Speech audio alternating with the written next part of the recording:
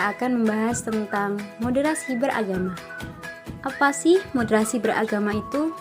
Lah, menurut mantan Menteri Agama Lukman Hakim Saifuddin, menerangkan bahwa moderasi beragama bukanlah ideologi, tetapi moderasi beragama adalah sebuah cara pandang terkait proses memahami dan mengamalkan ajaran agama, agar dalam melaksanakannya selalu dalam jalur yang moderat. Moderat di sini dalam arti tidak berlebih-lebihan. Penguatan moderasi beragama di Indonesia saat ini sangatlah penting dilakukan didasarkan fakta bahwa Indonesia adalah bangsa yang sangat majemuk dengan berbagai macam suku, bahasa, budaya, dan agama. Indonesia juga merupakan negara yang agamis walaupun bukan negara berdasarkan agama tertentu. Dalam pasal 29 Undang-Undang 1945 ditegaskan bahwa negara berdasarkan atas ketuhanan yang Maha Esa dan negara menjamin kemerdekaan tiap-tiap penduduk untuk memeluk agamanya masing-masing dan untuk beribadat menurut agamanya dan kepercayaannya itu. Pasal ini menjadi dasar dan amanah agar negara menjamin kemerdekaan terhadap dua hal, yakni kebebasan memeluk agama dan kebebasan beribadah sesuai kepercayaan. Moderasi beragama itu sesungguhnya adalah jati diri kita sendiri, jati diri bangsa Indonesia. Kita adalah negeri yang sangat agamis, umat beragama kita amat santun, toleran, dan terbiasa bergaul dengan berbagai latar kearagaman etnis, suku, dan budaya.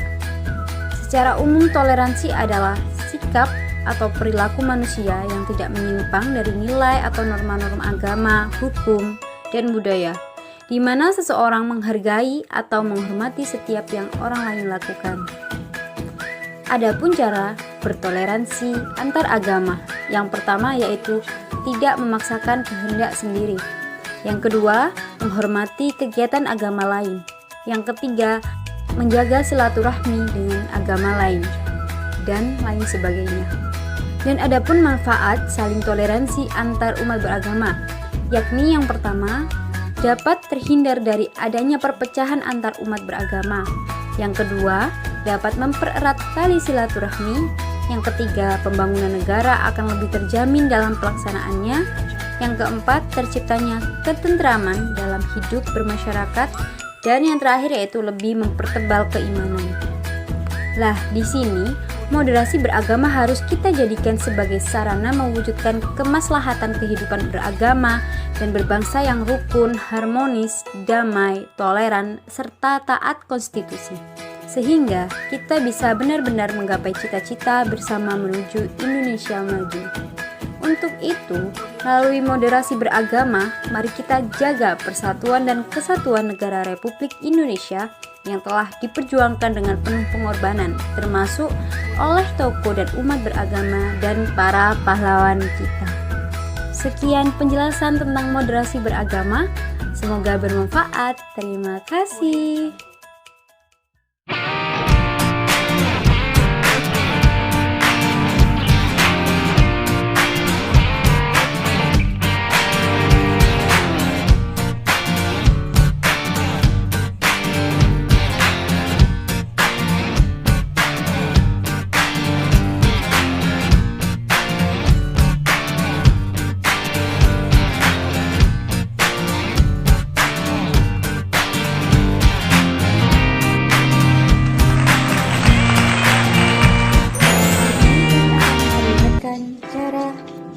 Untuk membuat pupuk sederhana dengan menggunakan alat yang sederhana. Cara ini sangat efektif untuk dilakukan di rumah masing-masing, karena sangat simpel dan mudah untuk dilakukan. Pupuk yang akan kita buat berbahan organik, menggunakan starter berupa IM4. Untuk membuat pupuk seperti ini, kalian harus mempunyai yang pertama, kotoran hewan. Bahan selanjutnya yaitu IM4 sebagai starter. IM4 khusus untuk pertanian berwarna kuning yang berisi bakteri fermentasi bahan organik tanah yang berfungsi untuk menyuburkan dan menyehatkan tanah. Kandungan IM4 ini terdiri dari berbagai macam bakteri. Bahan selanjutnya adalah sekam padi, dan juga ampas kangkung kering. Apabila semua bahan-bahan sudah dipersiapkan, mari kita menuju ke proses pembuatan. Pertama, kita siapkan tempat, yaitu di tempat yang teduh dan nanti akan tertutup. Langkah awal kita buat larutan starter E4, yaitu dengan cara mencampurkan perbandingan 1 tutup botol E4 dengan 1 liter air dan ditambah 1 sendok makan gula pasir. Kemudian kita masukkan kotoran sapi, sekam padi, dan ampas kangkung ke dalam wadah. Kemudian diaduk sampai rata. Setelah tercampur dengan rata, langkah selanjutnya adalah kita tambahkan dengan larutan E4 yang telah kita buat tadi.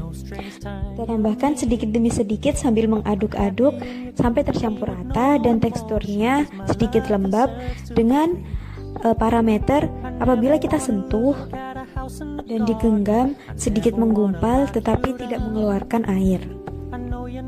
Nah, apabila seluruh bahan telah tercampur rata dan teksturnya sudah sesuai, selanjutnya adalah kita tutup dengan plastik atau karung beras yang dapat agar fermentasi dapat terlaksana dengan sempurna. Untuk hasil yang maksimal, kita bisa mengaduk dan mengecek kelembapannya setiap 3 hari sekali selama kurang lebih 2 minggu. Proses dekomposisi akan berlangsung sehingga terjadi suhu panas dan juga kelembapannya semakin tinggi. Warna pupuk juga akan berubah semakin menghitam. Parameter pupuk yang sudah jadi yaitu warnanya sudah kehitaman atau kecoklatan dan apabila diremas dengan tangan, teksturnya sudah mudah dihancurkan. Maka pupuk tersebut sudah dapat diaplikasikan sebagai media tanam. Terima kasih sudah menonton.